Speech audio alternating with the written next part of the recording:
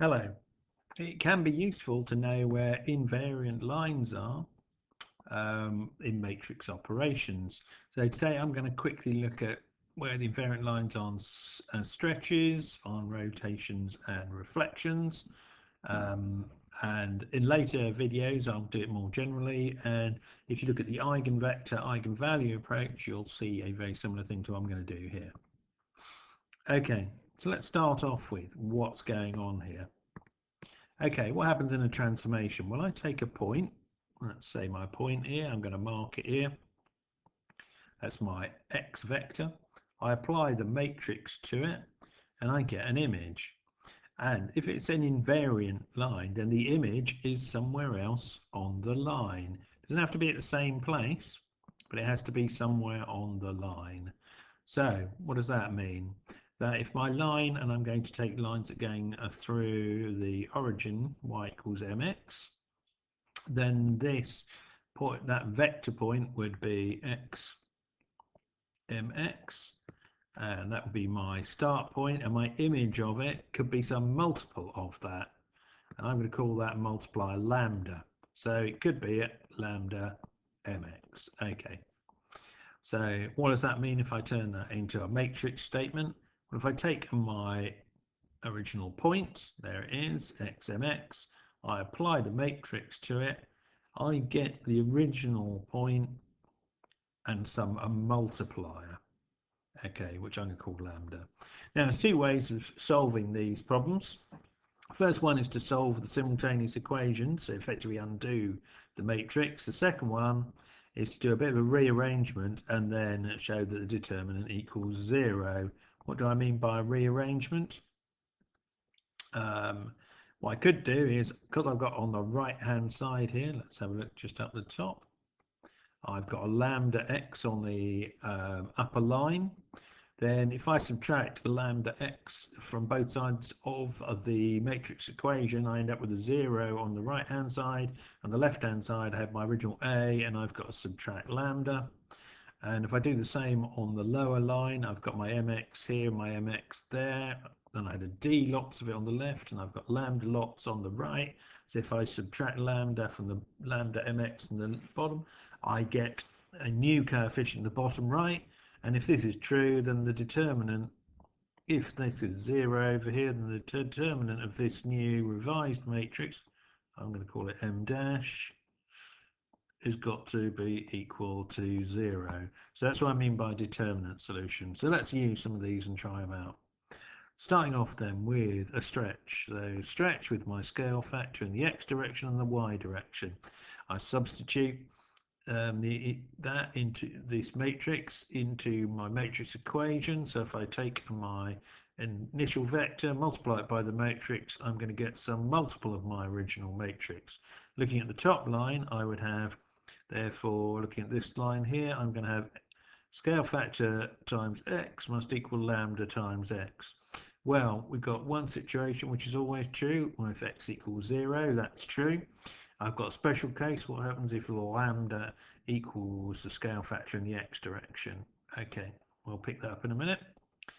On the lower one, then I've got scale factor y multiplied by mx must equal lambda times mx. So what are my solutions to this? Well, either x is 0 or my m is 0. So both of those would lead to my y being 0.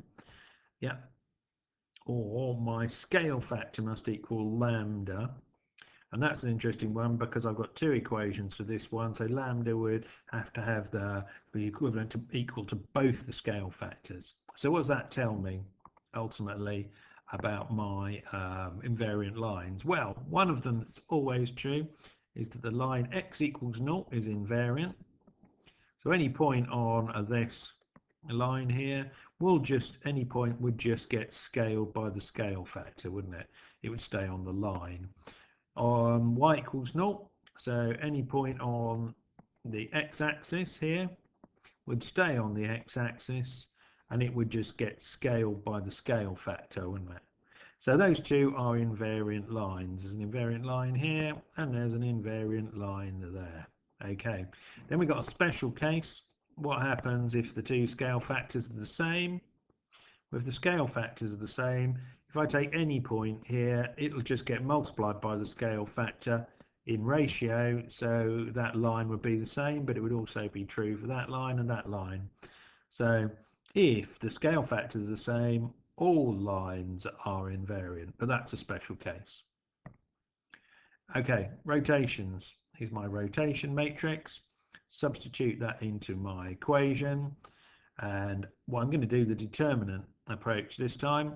So top line, I've got on the right hand side, I've got lambda x. So if I subtract that from both sides, my coefficient at the top left in my revised matrix is cos minus lambda. Do the same on the bottom, where I've got a lambda mx here, and I've got a cos mx there.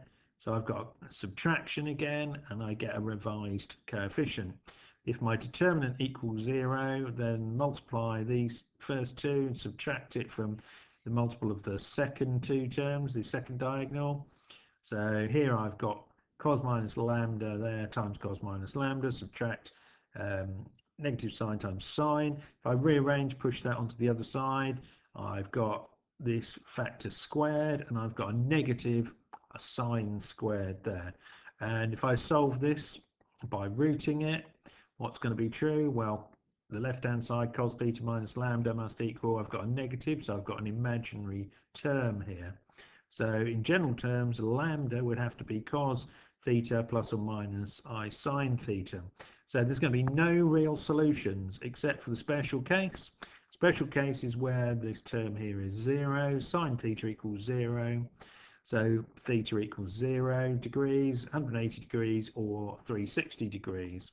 So what's that telling us? Well, there's no invariant lines, there's only the invariant point in general terms because everything gets rotated, except we get to these crazy special cases where if I'm rotating, if I took any line, I'm going to draw a line here through the axis, and I rotate it by 0 degrees, it clearly stays where it is. If I rotate it by 180 degrees, it just gets rotated back onto itself. And if I do it by 360, it gets rotated back onto itself. So that's the special case. Okay, last one, our reflections.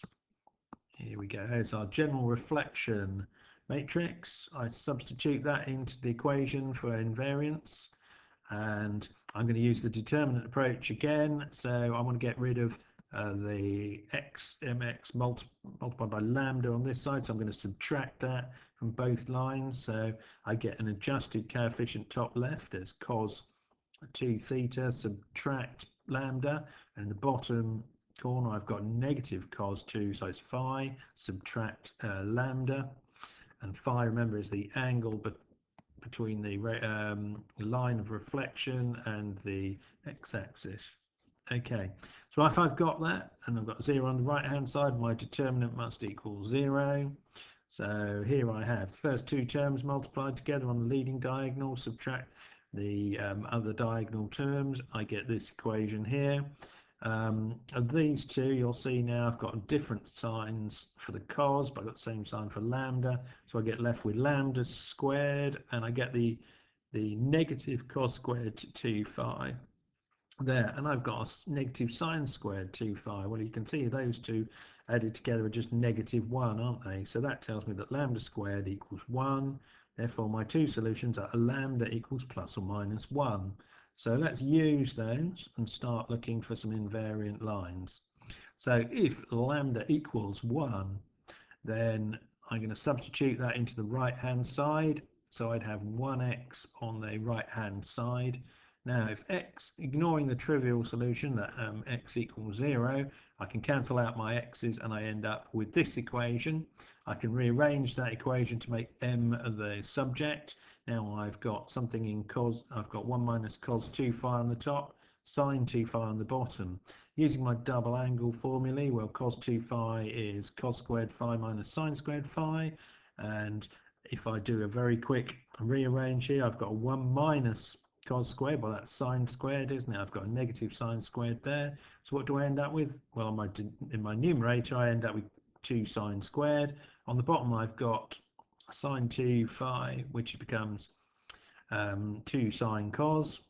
Here we go. What can I do now? I can start cancelling my sines. I can cancel my 2.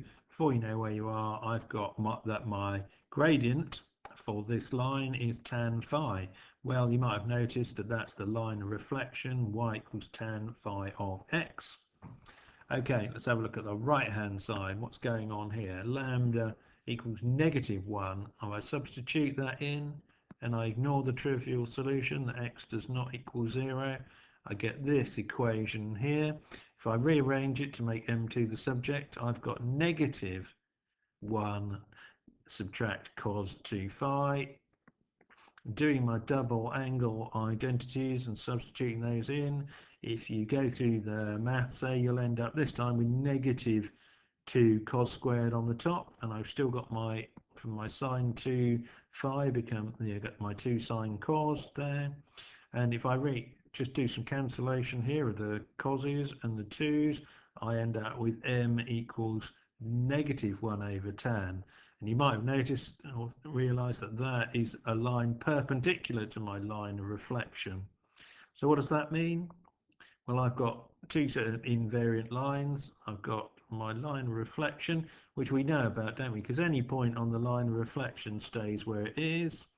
But it also have this second line perpendicular, where a point on this side gets reflected to a point on that side. Now, I haven't done it today, but of course there are other lines of reflection. If you think about it, every line like that remains a line of reflection as long as it's perp to the mirror line. But I'm not going to go into that calculation today. So there we have it. Invariant lines. We know how to find them.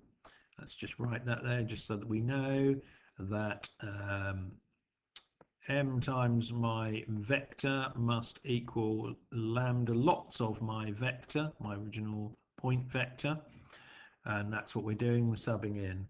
So we find that the two axes for stretch, the two axes are invariant lines, and then we've got our special case that if the two scale factors are the same, every line becomes invariant. Rotations, there's no invariant lines, except we have these special cases, I bet I'm right, the 180, where effectively we've got either a 180 rotation or a 360 rotation, in which case all the lines become invariant. Then we've got our reflection, in which case the line of reflection is invariant, and lines perpendicular to the line of reflection are invariant. So there you have it. Best of luck.